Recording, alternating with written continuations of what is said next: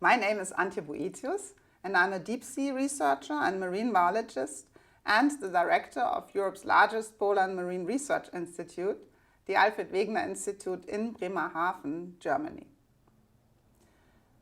I can say that my own and our scientific observations and simulations of climate and the Earth system, especially with regard to polar and ocean dynamics in response to climate change, are truly alarming. Not only do we lose Arctic sea ice at a rate of 13% per decade, with predicted ice-free summers as early as 10 to 20 years from now, we also witness a rapid melt of permafrost with huge methane releases. We witness ice sheets in Greenland and Antarctica melting, raising the sea level.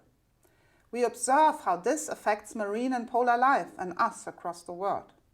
The coastal ecosystem, especially under massive change. The North Sea has already warmed by 2 degrees, and the cold winters are messing, causing a massive change in species distribution. But altogether, our scientific data also show that as humanity, we can still change the path we're on, but only if we act now and together. And there's hope. Already the emissions are stalling for some years. But it's not enough.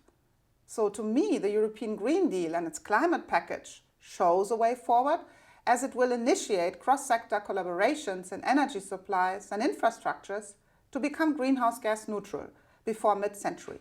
This is needed to reach the 1.5 degrees warming goal.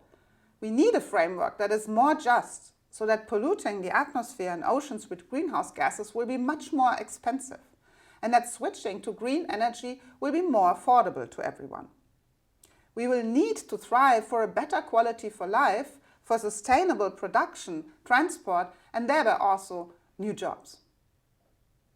On what does this picture of a good future depend? All of this depends on more, not less, collaboration and innovative solutions beyond borders, including Europe's borders.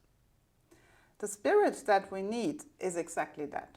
We are one humanity and we have only one planet, and this planet could be much better with us working together and working with nature. And this spirit was present at the Glasgow conference. And I was really moved by the urgency and ambition voiced in so many speeches of people there.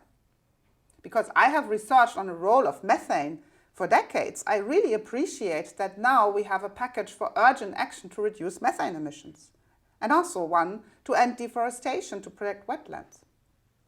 I have listened to and talked to some of the people who are negotiators at climate conferences since many years, and most of them are patient, full of confidence and hope that each step taken matters.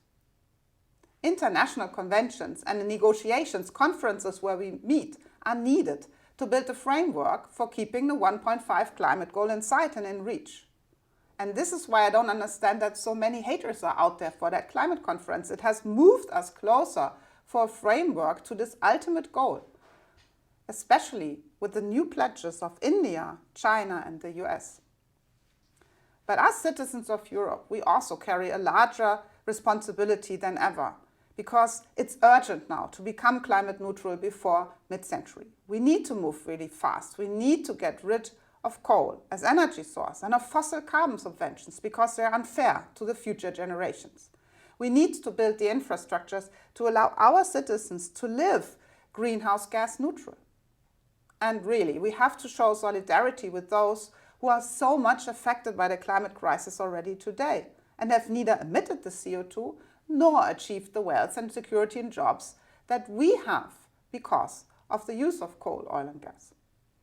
In this regard, I must say that I'm sad that at Glasgow we could not reach the 100 billion climate fund that was promised to the lesser developed states. And I truly hope that we can now make a difference for the future and be very frank about this need for solidarity, help, support for more innovation and education across the world. Me as oceanographer, I can only say we are all in the same boat and we need strong winds to sail to that future we want.